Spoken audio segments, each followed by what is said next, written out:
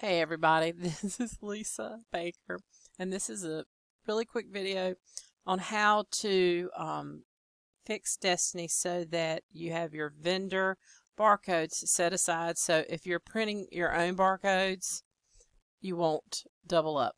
So you've probably got a range of barcodes with permabound. You can either go into your account with permabound and look them up, or you can call your permabound representative, and I will try to get that information to you guys, or you can just call permabound and ask them. So you'll have a range of barcodes set aside with Follett, and you can find those if you don't have them written down somewhere through Tidal Wave. And if you don't have a Tidal Wave account, then you need to apply for one.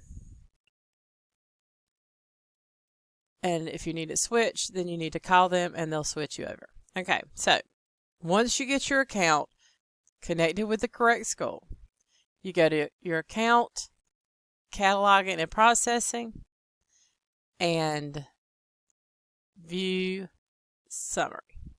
So here, somewhere down here, there it is. For Bath, these are the barcodes that are set aside for Follett to use when we're ordering from them and we're ordering processing. Okay, so you don't want to use those barcodes. So you write that down. 62353, excuse me, to 70,000. Okay. Then you go into your system and you go to admin, site configuration,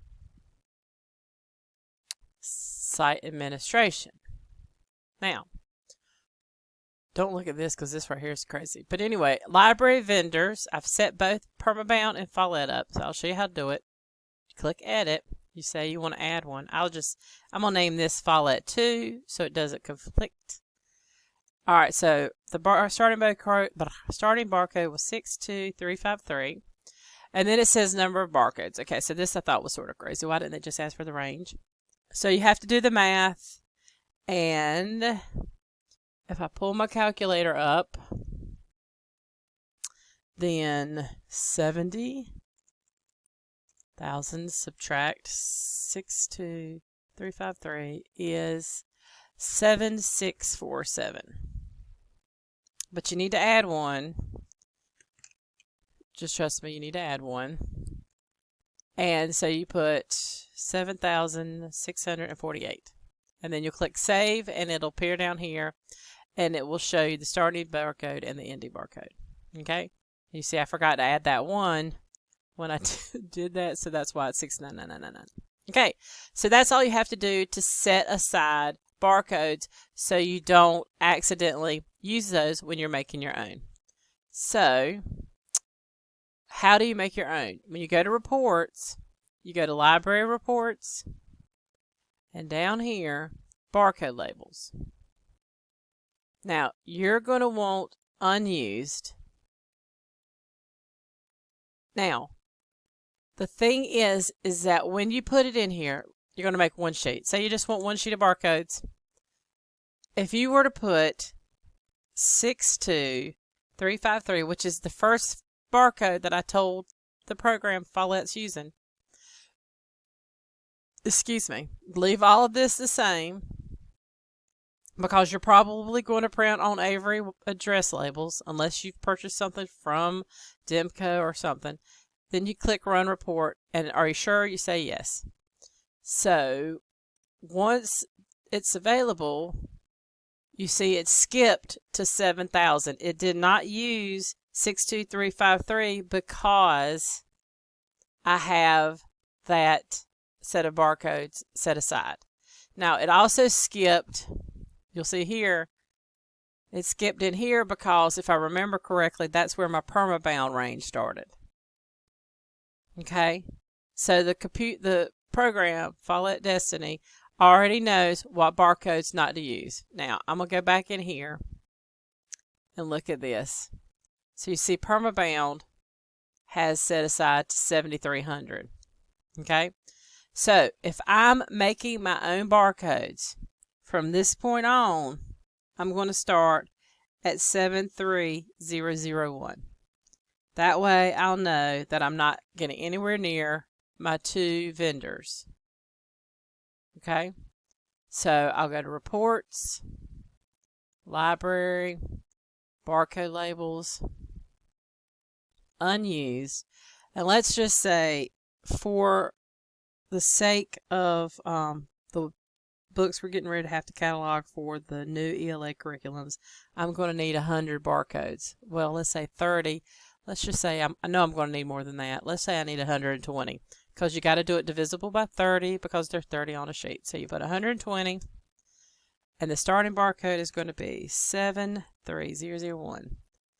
And then you leave all that the same. You click Run Report. You say yes. And it doesn't matter that you keep doing this. It only matters once you've cataloged with these barcodes. You could run the reports all day. So there you go. There's 4 sheets of barcodes. And they're consecutive. And that's going to be helpful when you're cataloging. Because when you catalog the first copy of a book, and I'm going to go in here and show you about this. Let me think about this. When you want to catalog, let's say we're going to add copies of Hatchet.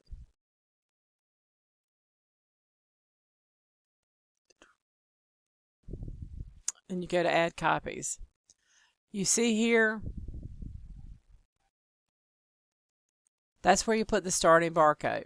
So if you know that you have a range of barcodes, let's say you have 100 copies of Hatchet or 50 copies of Hatchet to do, and you know that you have 50 barcodes in a range and you're not skipping any, you can put 50 here.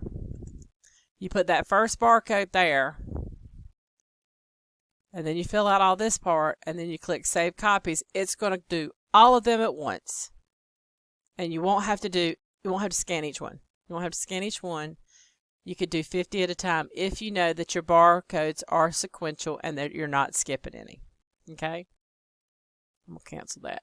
But you have to go back and look at that. Make sure that those barcodes are sequential, that you're not skipping any. Okay? And that's going to be a shortcut when you have to do multiple copies of these books for Wonders and Study Sync. Okay, that's a lot of stuff. Very quickly. I hope this helps. And if you have any questions, feel free to email me. I'm sure we're going to be doing a lot of emailing back and forth for this. Remember, Chelsea is probably ahead on the cataloging, so she's probably going to make the record. So you'll just want to add copies to the record. Okay? Good luck. And if you have any questions, let me know.